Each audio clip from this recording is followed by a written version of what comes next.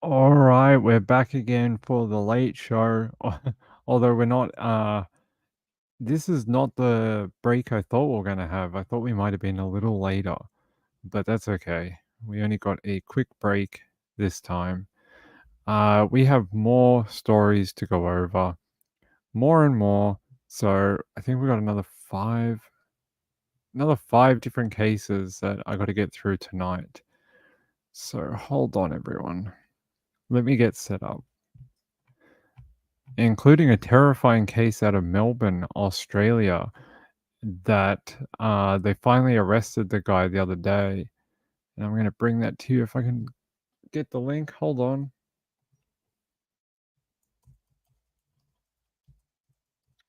Yeah, this is a weird one. Arrest.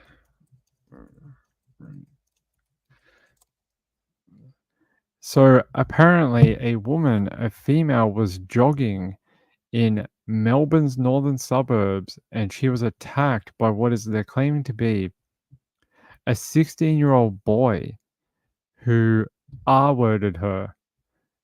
16 attacked a full-grown woman. Yeah, I'm going to bring you that update right now.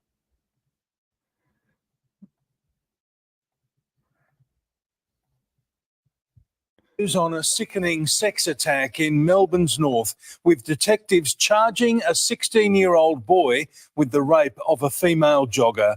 Rochelle Brown has the latest live from the court precinct. And Rochelle, police are pleading with the magistrate to keep the teenager locked up.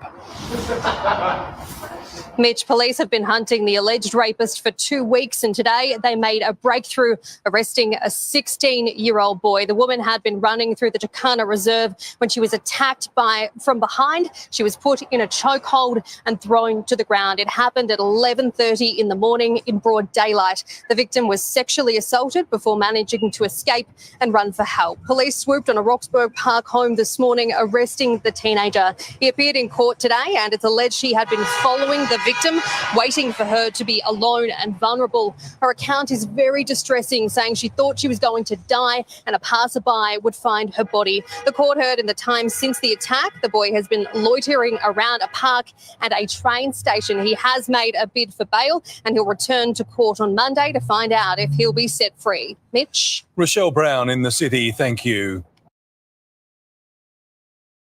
So you So you heard some of the details there. Let me tell you some of the other ones that I've been able to find. Let me go here. It says here that the jogger allegedly thrown to the ground and, that word, by a 16-year-old boy while going for a run in a Melbourne park.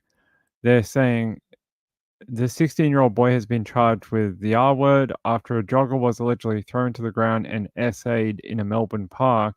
The woman claimed she heard someone come up behind her as she jogged underneath a bridge in Jacana Reserve in Melbourne's north about 11:30 a.m. on August 14th. She was subsequently thrown to the ground by the man and essayed. The woman was able to get away and ran to a car park where two members of the public helped her by calling police. She was taken to hospital with minor injuries, including scratches and pain in her shoulders. The Victorian Detective Inspector Mark Burnett from the SA Crime Squad commended the woman's response to her attack. She is very brave, and we are especially impressed with the way she was able to assist police with our inquiries and provide a very accurate statement, and the way that she was able to fight and run from the scene. So these are like CCTV. I don't know if that's her or the kid, but police released this image last week. So that must be him running after her.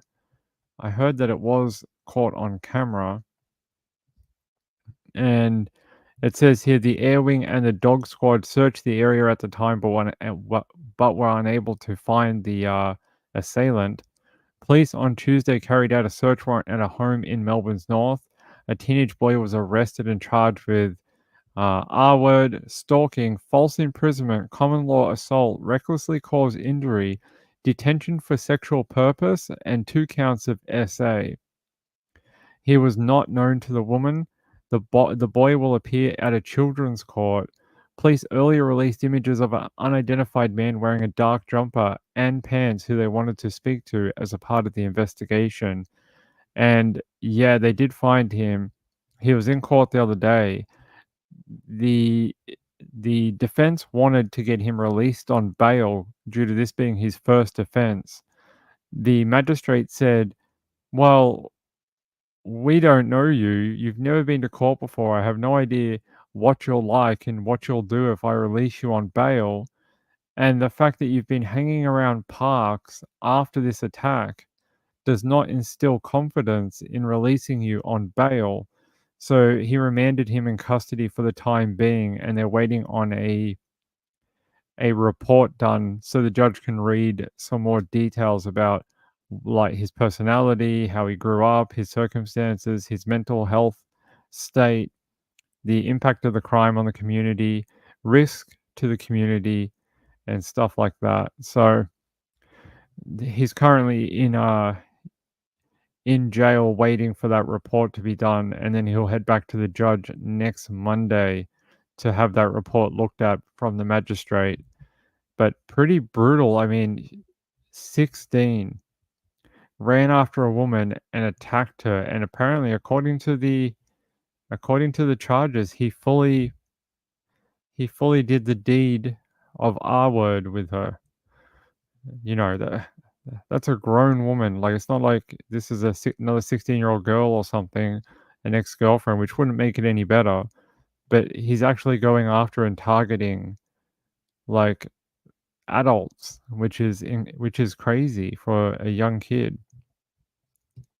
Here, I'm going to show you some more here. It says here the young woman was training for a marathon, thought she was going to die when she was allegedly thrown to the ground and R-worded by a 16-year-old boy during a morning run. The woman in her 30s is now too afraid to leave her house after the teenager, a complete stranger, allegedly stalked her before a terrifying daylight SA attack along the Broadmeadows Valley Trail on August 14. A children's court on Tuesday heard the woman's lips turn blue after she was held in a chokehold so tight she struggled to breathe. She told police she believed she was going to die and a passerby would find her body. The boy, who has no prior dealings with police, was denied bail in a children's court on Tuesday after prosecutors said he'd gone from 0 to 100 with his alleged fending, leaving the community as a whole at risk. They said, "We don't know what's fueled this, what's prompted this. There's no mental health, there's no cognitive impairment. Just a teenager who chose to go outside and attack a member of the public. The issue is this could happen to anyone at this park, at the train station he's been loitering at, or at the other park he's been loitering at." The boy, who faces 8 charges, including the R word, is in custody for another week until he can be assessed by Youth Justice Services. The court heard the woman had run from Jacana to Meadow Heights and back along the trail on August 14th as the boy was captured on CCTV, continuously looking into the parkland area. When she finished her hours-long run, about 11:30 a.m., she took out her headphones and did a 2-minute cool down before walking off, spotting the boy about 100 meters away from her. Suddenly, she heard footsteps and looked over her shoulder, saw him running fast at speed with his hood over his head before she was put in a chokehold from behind. Thrown to the ground, she quickly realized he was not interested in robbing her, as she pleaded with him to let go of her because she believed the accused was going to kill her. After the attack, the boy was seen on CCTV catching a bus to Roxburgh Park as his alleged victim ran towards the Jacana Football Club calling for help and phoned police. A photo inadvertently taken on her phone as she called 000 showed a blue hue to her lips and red marks and scratches all up her neck. The alleged victim strongly opposed bail, with the prosecutor saying she's terrified. Essentially, she's been training for a half marathon, and that's been lost now. She can't stay at home on her own. The boy's defense lawyer said there was always a risk in granting bail, but that his client was young with no priors, a stable home environment, a supportive father who had attended court, and education and employment prospects. but the magistrate said there was nothing before her to show the risk could be mitigated if he was released back into the community. Her Honor said the alleged offending was opportunistic, it was violent, it was in the middle of the day, and it was random. It hasn't been put to me why he hasn't been in school. It is concerning in my mind, she said. Turning to the boy sitting in the dock, the magistrate told him the charges he faced were incredibly serious. They're some of the most serious charges we have in this court. Your lawyers are asking me to let you out today. I just don't know enough about you. The boy was remanded and ordered to return to a children's court on September 2nd. Detectives on Tuesday executed a search warrant at a home where they took a 16-year-old boy into custody. The boy was charged with those charges I told you about before. CCTV footage shows the boy wearing black clothes and white shoes running on the nature strip moments prior to the alleged attack. He's also seen walking on a footpath nearby after the incident and was pictured traveling on a bus. Detective Inspector Mark Burnett from the SA Crime Squad said he understood the community had been on edge since the extremely concerning alleged SA crime. He said it appeared to be an isolated incident and there are no known connections between the alleged victim and her attacker. They said this is extremely concerning behavior for Victoria Police and also the wider community. She is a very brave woman. We're very especially impressed with the way she was able to assist police with our inquiries and provide a very accurate statement and the way she was able to fight and run from the scene. The boy will appear at a children's court on September 2nd next week. So there you go. There's your update. The poor woman will have PTSD. I think so. I don't think she'll be going to her I don't think she'll be going to her half marathon. I think, like they said, she's too afraid to even leave her home. So she's gonna need a lot of help. So far, they believe this is his first incident that they can find. They haven't been able to find any other crime. Vicky says already a predator at 16, he needs to stay in jail. So far, so good. He is going to stay in jail. Laura says, well done. He doesn't need to be out. Yep. So far, the judge has taken a pretty hard stance against him. Yeah, I know. I feel sorry for the woman. Yeah, that's what the judge said. The judge said, how come you haven't been going to school? And if I let you out of jail, who says you won't just go back to loitering at the park and attacking other women?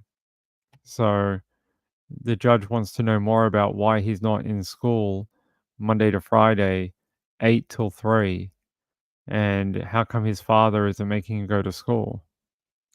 He has been charged with stalking, so he may have been watching her for a period of time. Yeah, he may have seen her before on a different day, jogging at the park. Rachel says, I bet he's done something else that just hasn't been caught. Possibly. They don't just go from, doing nothing and then fully taking a woman off the street and, essaying her. That doesn't happen overnight. There has to be some sort of lead up to that. So I'd be checking any female relatives, does he have any younger cousins or, you know, younger sisters or anything like that? I would be checking any female relatives or female friends, school friends or people he met.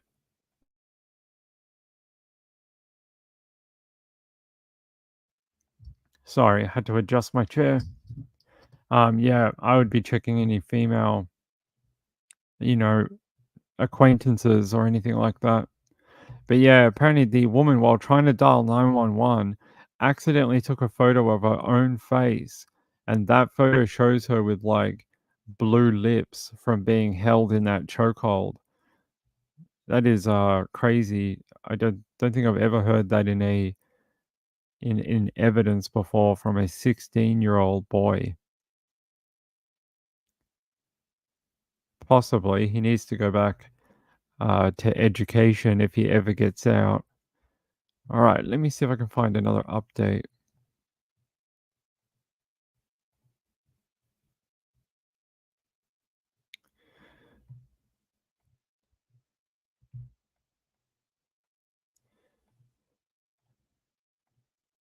News, and a 16-year-old boy has been charged over a sickening sexual assault in Melbourne's north. A woman was running through Jacana Reserve when she was thrown to the ground and attacked on August 14 at 11:30 in the morning. She managed to get away and run to a nearby car park where two passers-by called 000 and she was rushed to hospital. The attack sparked a major manhunt. Now, almost 2 weeks later, police have arrested their suspect. He was taken into custody at a Roxburgh home early this morning. He's facing a string of serious charges, including rape, stalking and false imprisonment. The boy is before the Children's Court this afternoon and will bring you developments as they come into the newsroom. So that was yesterday that he was in court. I'll bring you more on September 2nd next week when he's due back in court for that youth services application. All right. Let's take you to another update. If I can get this to work, let's go.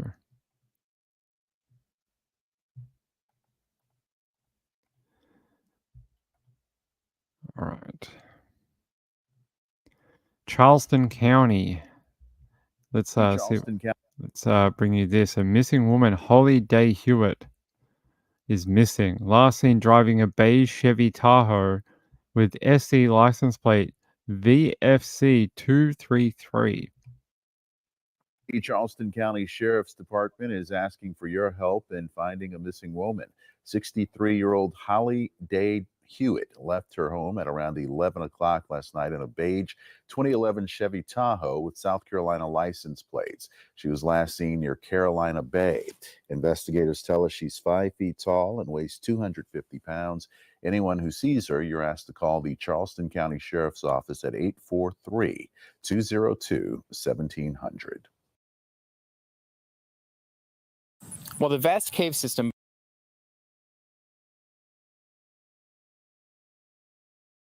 All right, there's her photo. Let me get back to this.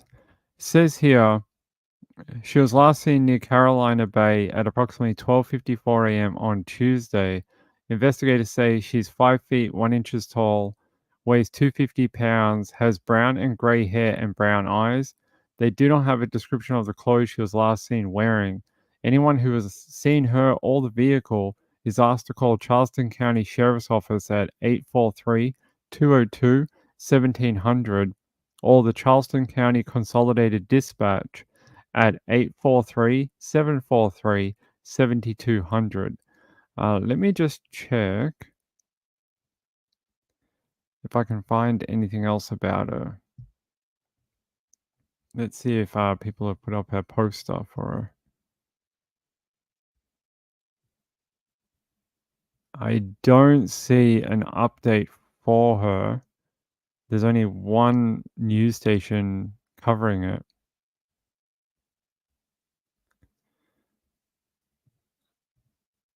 I'm just trying to see if there's anything here on this investigator's timeline. Oh, there was a hearing today for Brittany Drexel. That's interesting. We're going to have a look at that in a second. Let's see. I don't see an update, so she must still be missing. Yeah. Bolo for Holly Day Hewitt was last seen around 1 a.m. near Carolina Bay. No new update there, yeah. Up to the Charleston County Sheriff put out an update 10 hours ago saying that they are still looking for her. That Chevy Tahoe license plate again is South Carolina VFC 233. Last seen at around 1 a.m. on the 27th, and they are still searching for her. All right, actually, I want to see what's going on with Brittany Drexel.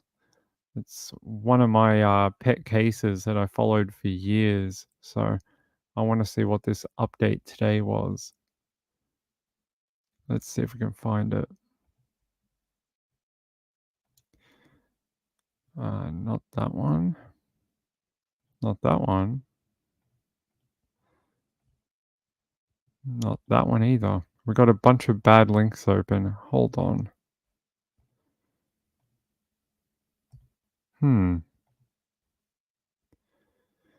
Okay. Give me 1 second, I'll find it.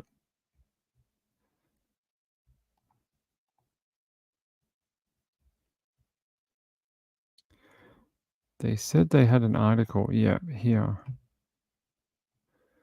All right. It says Brittany Drexel's mother speaks after killer's girlfriend rejects plea deal. Interesting. First at 6, Angel Vaz is Hold on, I have to do it over here.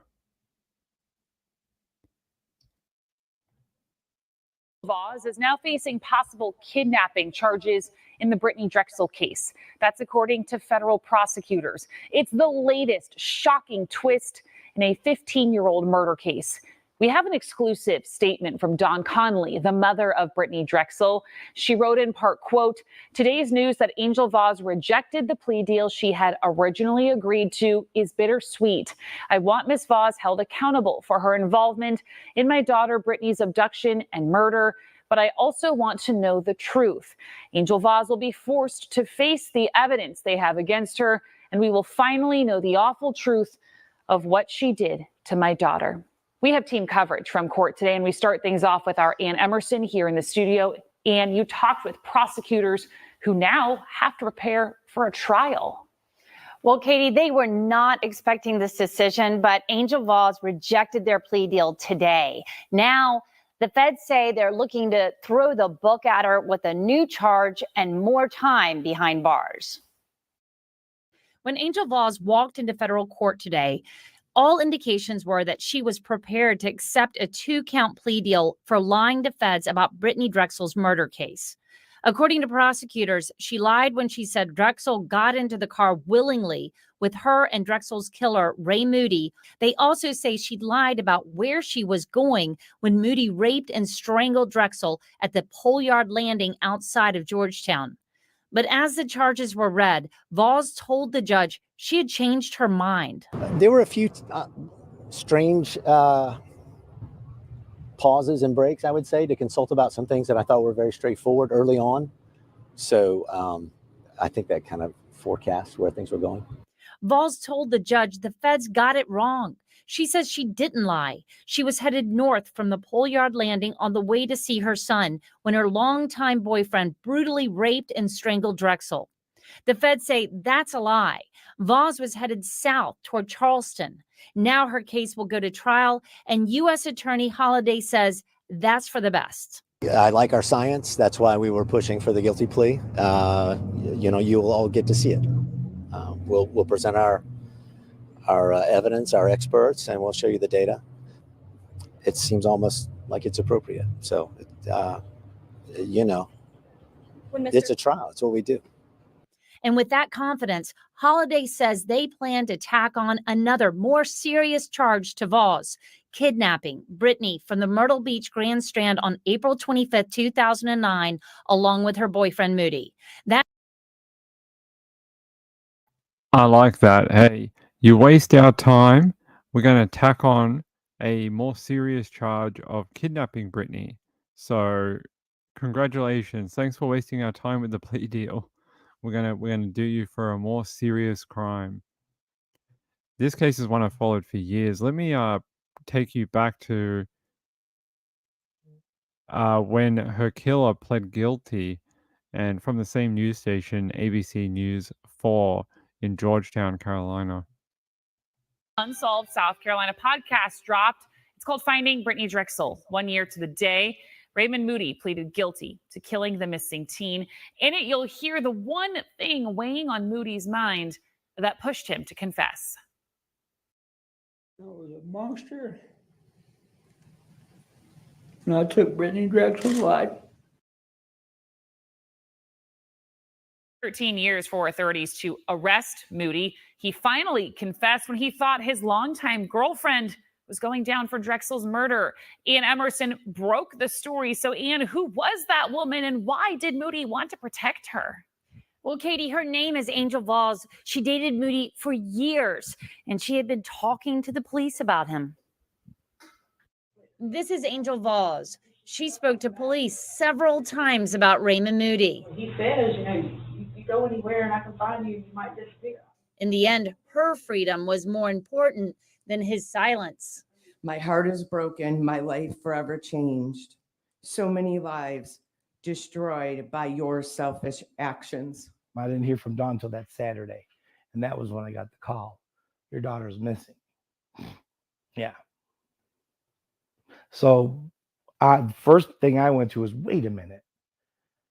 What do you mean she's missing from Myrtle Beach? In 2009, Moody picked up Brittany while she was walking down the main drag in Myrtle Beach.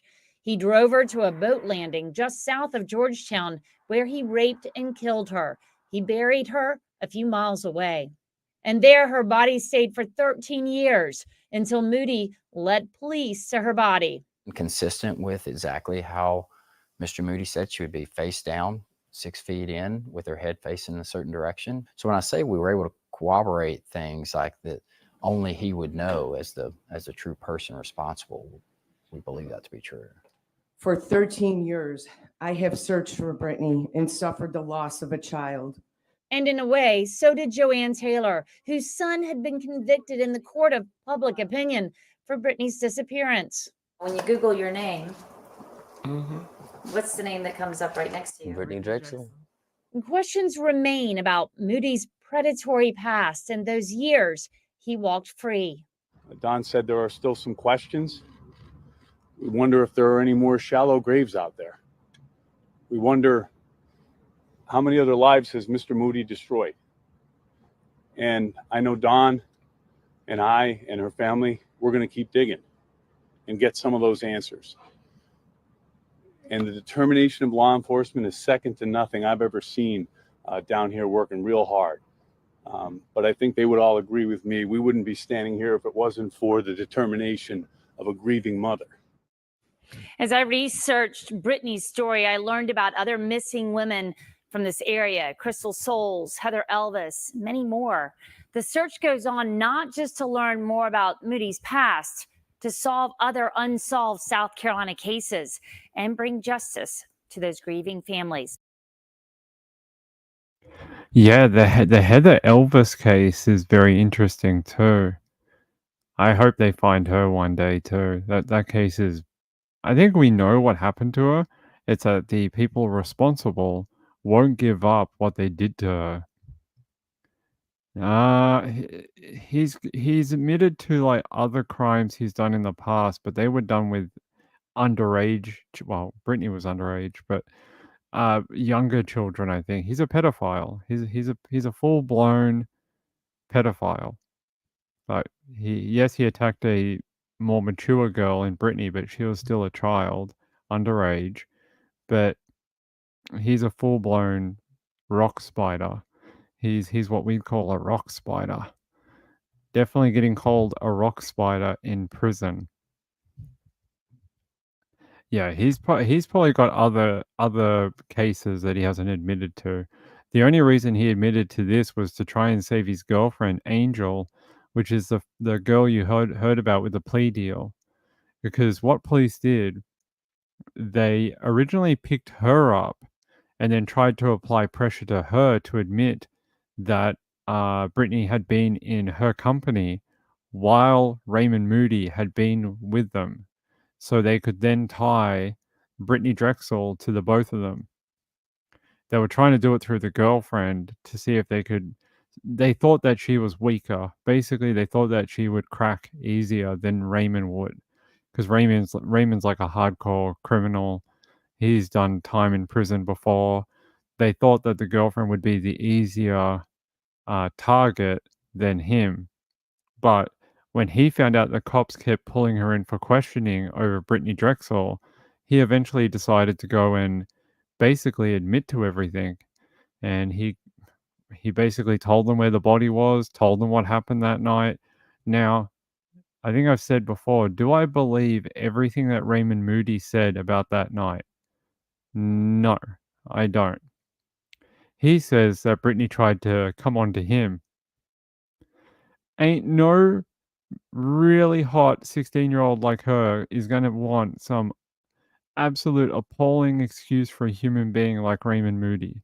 She had a boyfriend. She had boys all over her for years that she could have had a choice of a bunch of boys her age and older.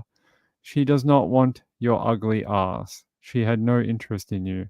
I guarantee it.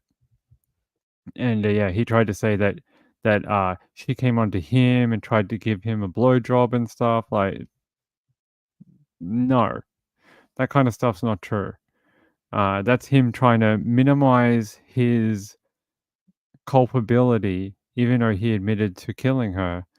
That's his, when they get these criminals, they try and turn the story so it makes them look more favorable and less of a monster. And that's his way of trying to make his crime seem like less severe than what it was. But we all know he just abducted a girl off the street, did what he wanted to her, and then once he was finished, he knew that if he let her go, there would be a witness out there to what he did to her, and of course she would go to the police. So he killed her, and he buried her, and he told no one. And the police were so close. I think within a couple of weeks of Brittany going missing, they actually visited him where he was staying. And Brittany was literally just like, it was not far away, pretty close. And they couldn't find anything at the time to tie him to Brittany. And then we had to wait more than a decade for it to finally, unravel. But within 2 weeks of her going missing, they were within half a mile of her body, and they were with the guy who killed her. And they just didn't have enough pieces of the puzzle to put it together. It was a real shame. It could have been over and done with within a fortnight of her going missing, but yeah, it's a real shame. Yeah, he's just trying to minimize and make his involvement seem less of a, like him. He's trying to make himself seem less of a monster, but he's not. He's a predator. He's a proper pedophile. He's a pedophilic predator. That's what he is. Yeah.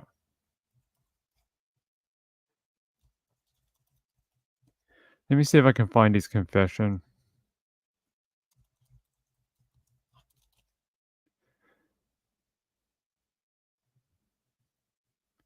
Yeah, I'll play it for you from WPDE. Yeah, ABC 15.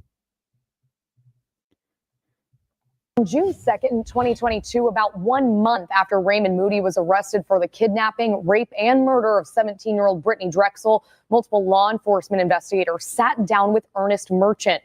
Merchant was Moody's former romantic partner. He says that he fell in love with Moody during their time at a California prison together in the early 2000s. During this 2-hour-long conversation, both investigators and Merchant were asking each other questions about Brittany Drexel's killer. To think that I ever loved him,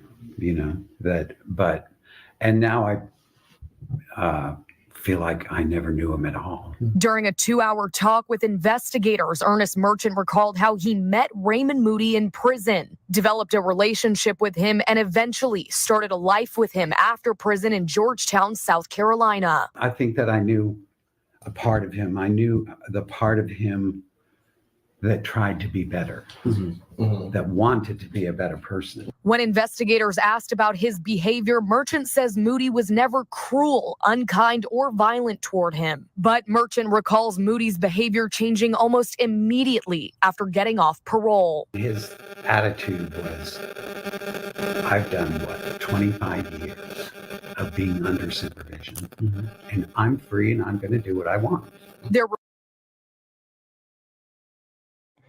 That's his boyfriend that he met in prison.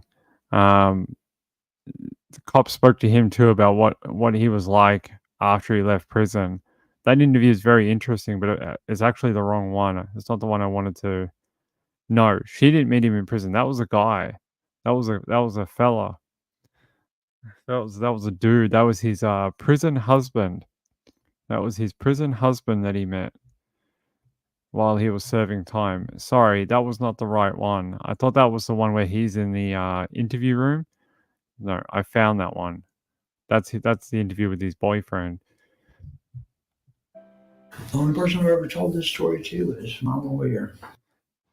And tonight we are working for you, digging even deeper into the evidence that investigators and prosecutors used to build their case against now convicted killer Raymond Moody. Among the evidence released today by the 15th Circuit Solicitor's Office is audio of a conversation between investigators and Moody the day that he was arrested.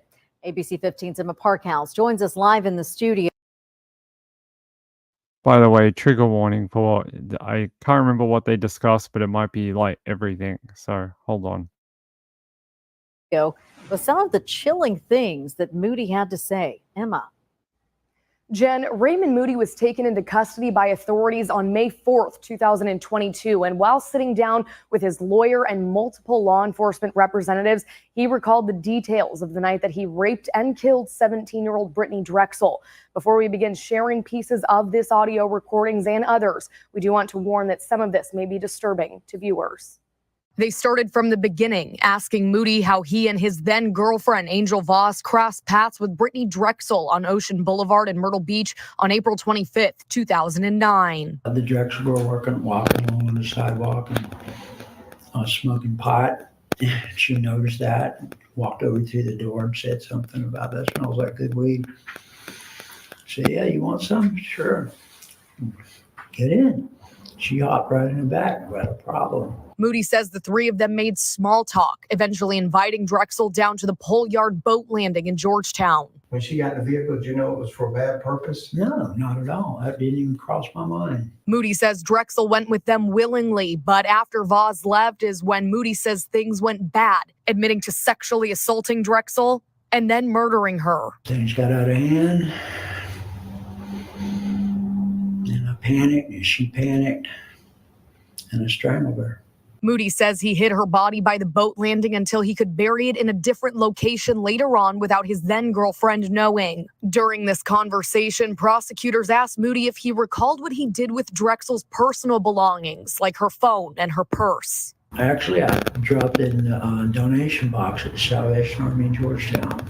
All of her stuff, the phone included, and her purse? Not the phone. What did you do with the phone? You can answer that, but we can wrap that up. I threw the phone in the river. During another interview with Moody on May 5th, he added he burned or cut up all of Drexel's forms of identification. In the initial interview, when discussing the location of Drexel's remains, Moody told investigators he would only tell them if his former girlfriend, Angel Voss, was not held responsible for any part of Drexel's death. This was their response. Our assumption all along was that you probably were the one that knew where the body was at. Mm-hmm. And I think our actions show that we tried to talk to her many times.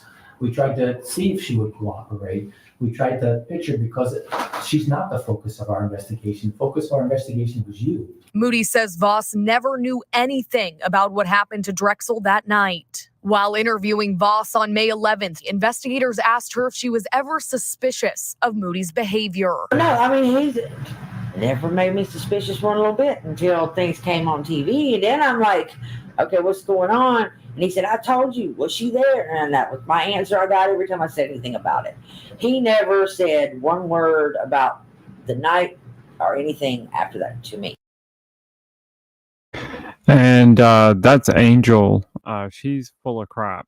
She knows much more than she's letting on, and that's why she's going to get absolutely roasted when she goes to trial after rejecting the plea agreement. Like they are going to bring everything, because I think they gave her the plea deal sort of a little bit because Moody gave them the confession, but also because, not that they felt sorry for her, but she's had a hard life, and I think they were like, we got who we wanted, we got Brittany back, we got the confession, we now know what happened, so there's no point really dragging anyone else through the mud, so we'll give her the plea deal, and she probably would have only served a couple of years, maybe less. Now that they're going to give her the kidnapping charge too, she may go to jail for the rest of her life. Oh, she knows heaps. She knows exactly what happened that night, and I wouldn't be surprised if she was used as the bait to bring Drexel into the car. Now, Moody said that he was smoking marijuana and Brittany said that she wanted some. But I wouldn't be surprised if it's the reverse of that, that Angel was smoking marijuana and Brittany asked her for some. Now, that wouldn't surprise me as a teen kid. Kids want to smoke weed, whatever. That's not surprising. But I wouldn't be surprised if they used Angel as the lure, being a female. She probably felt more comfortable going with her. And then she went, oh, my boyfriend's here too. And that's where everything went sideways. So that's what I think happened. But, we don't know for sure. Moody referred to Voz as a victim of his too for, quote, the way he used her for many years. And when that May 4th audio was recorded, Moody told investigators in the room that he previously spent decades behind bars and he knew that he would now be spending the rest of his life in prison. Jen? Emma, thank you. And we are waiting for authorities to announce where Moody will be held for the rest of his life after being convicted just last week for Drexel's murder. We'll certainly update you. There you go. And as I put in the chat, he was sentenced to life in prison for the murder of Brittany Drexel.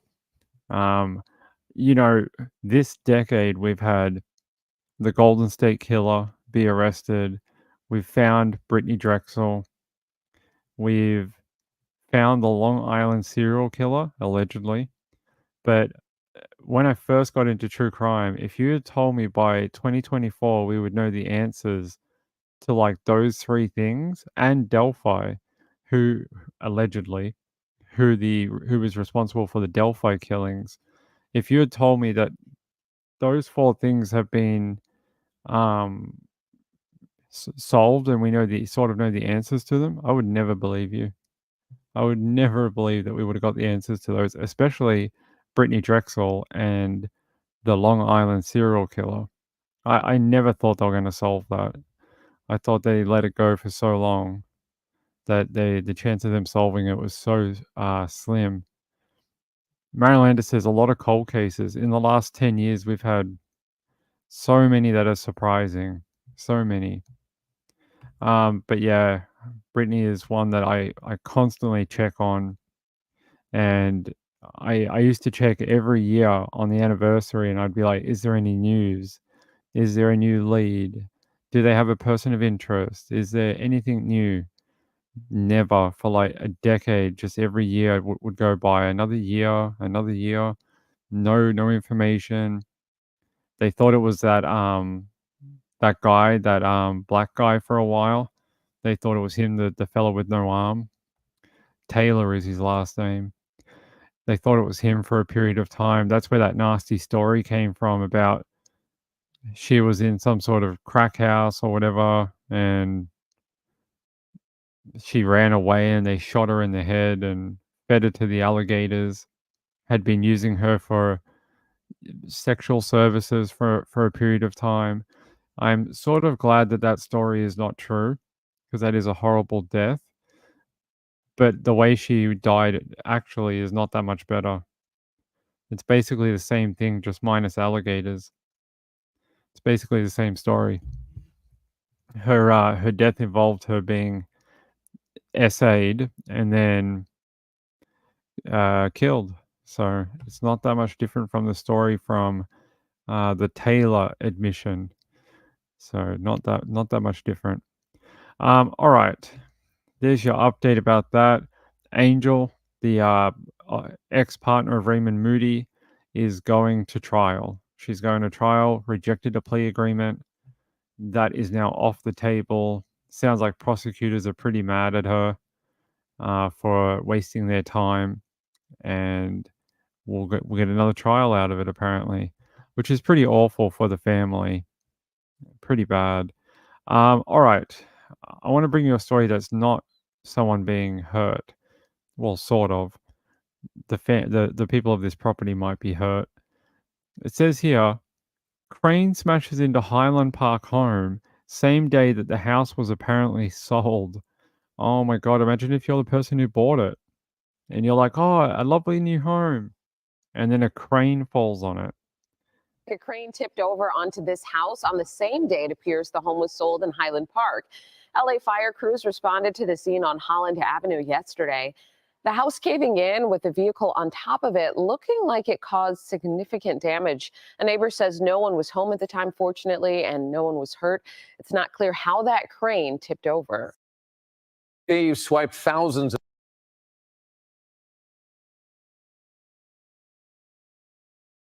Yeah, like you saw in the video, apparently the home was sold that day, but the friggin' crane fell on it, so the house is destroyed.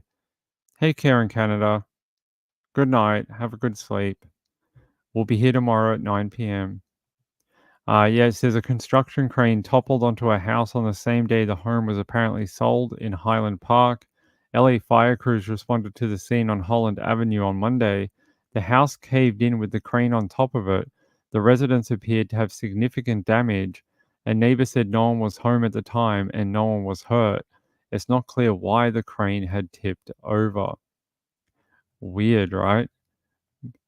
I feel sorry for them. That is pretty crap. Hold on.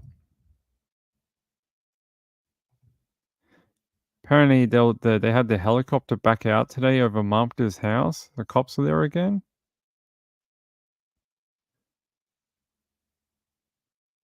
That's odd.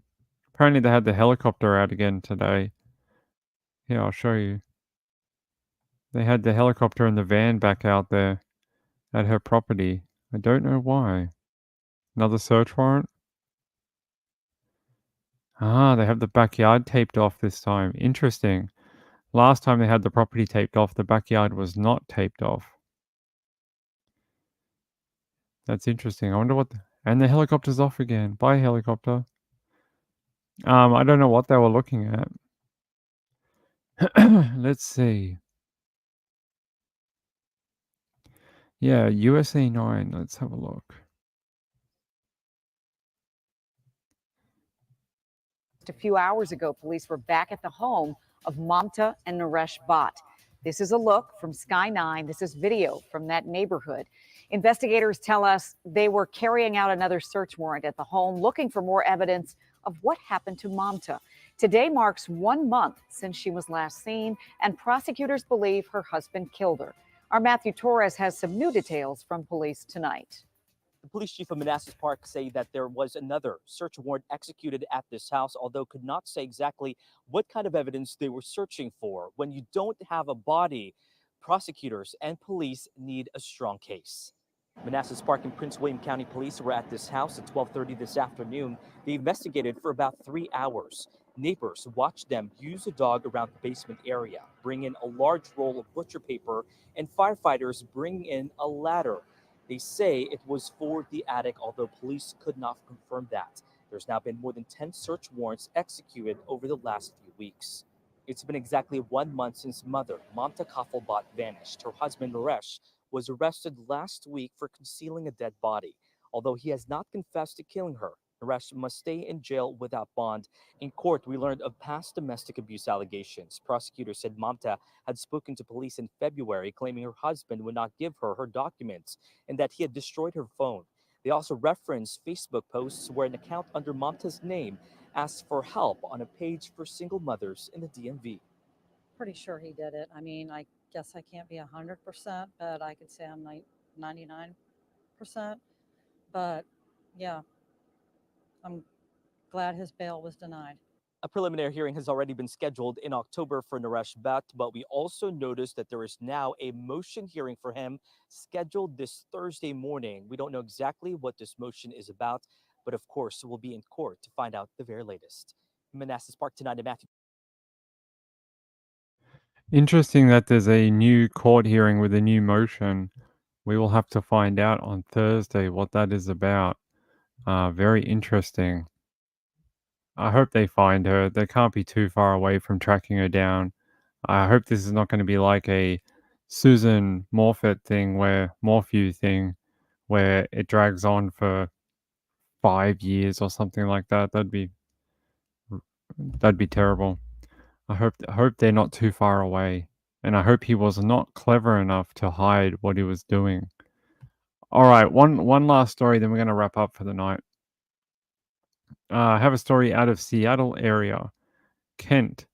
It says here a 65 Van Buren County, Arkansas man was arrested and charged for allegedly killing a woman in Kent in 1980. Kenneth Dwayne Cundert was charged with first-degree murder on August 20 in King County Superior Court for the death of Dorothy Sizell. The state requested bail to be set at $3 million. He's currently in a Van Buren County jail. It's a 44-year-old cold case murder. So let's have a look. A man living in Arkansas has been arrested in connection to a decades-old cold case murder here in Washington. 65-year-old Kenneth Cundert is charged with murder in the death of Dorothy Silzel. His booking photo was shared by the jail in Arkansas. 30-year-old Dorothy was found dead in her Kent condo back in February of 1980. Investigators say they linked Cundert to DNA found at the crime scene, and he is being held on $3 million bail.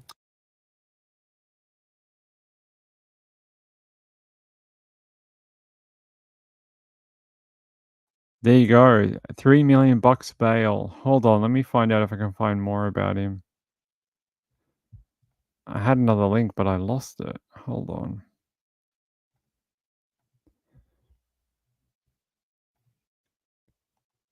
Yeah, they say here.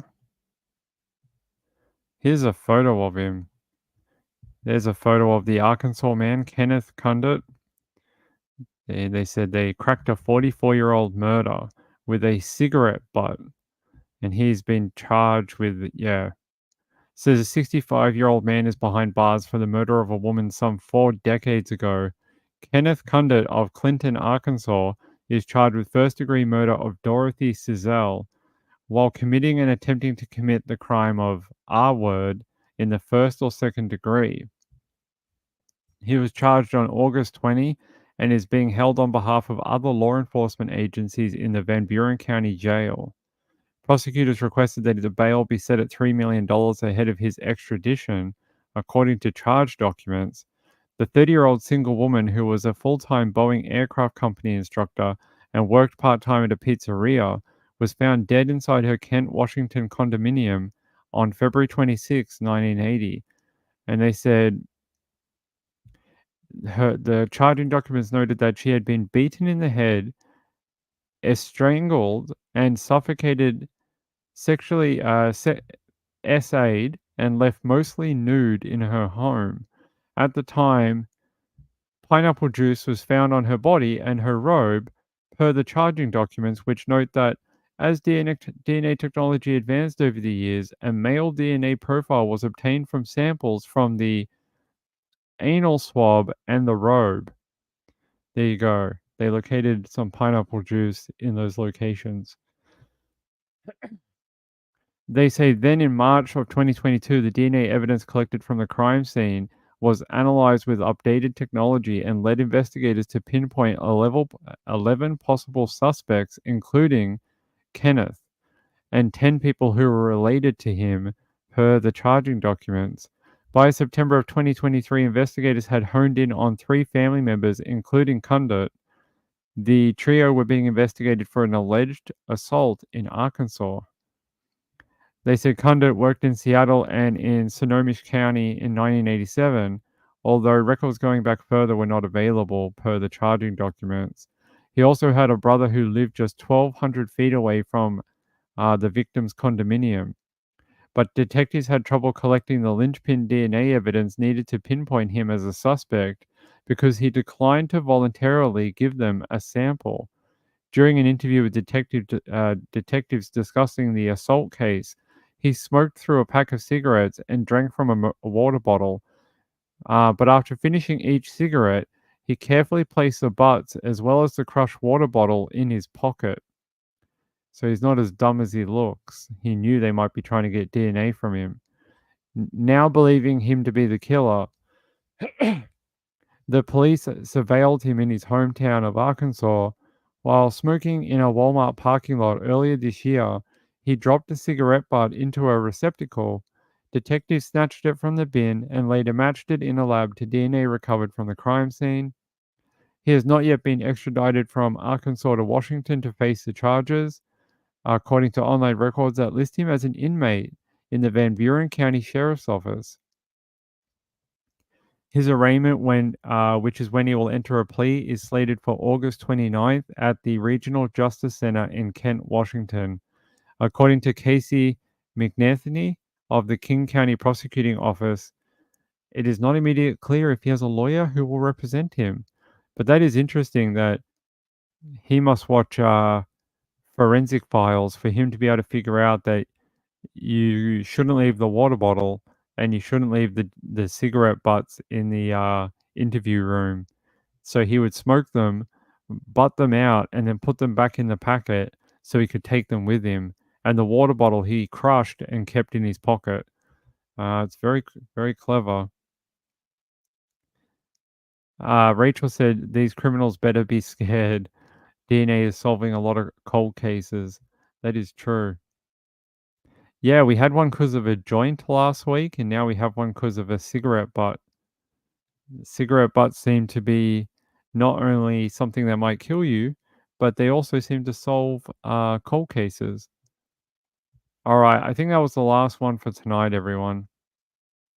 I think we're pretty late into the night now. Yeah, it's 2:30. All right, that means it's midnight for the East Coast. Yeah, the one from last week, that guy that was on day release, and they caught him through a joint he left in the vehicle that he hit the woman with.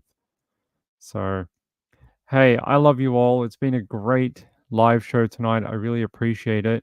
And we'll be back tomorrow at 9 p.m. for more Nights with Ping for tomorrow. Sure, there's going to be a billion more case updates tomorrow, and I will see you then. Thank you to all the people who support this channel. It's a long day doing 2 shows every day, but I appreciate everyone who does come here each night, likes and subscribes, or leaves a comment, or does the chat each night, or sends in a Ko-Fi or PayPal. It is much appreciated, and I'll see you tomorrow at 9 o'clock for more true crime. Good night.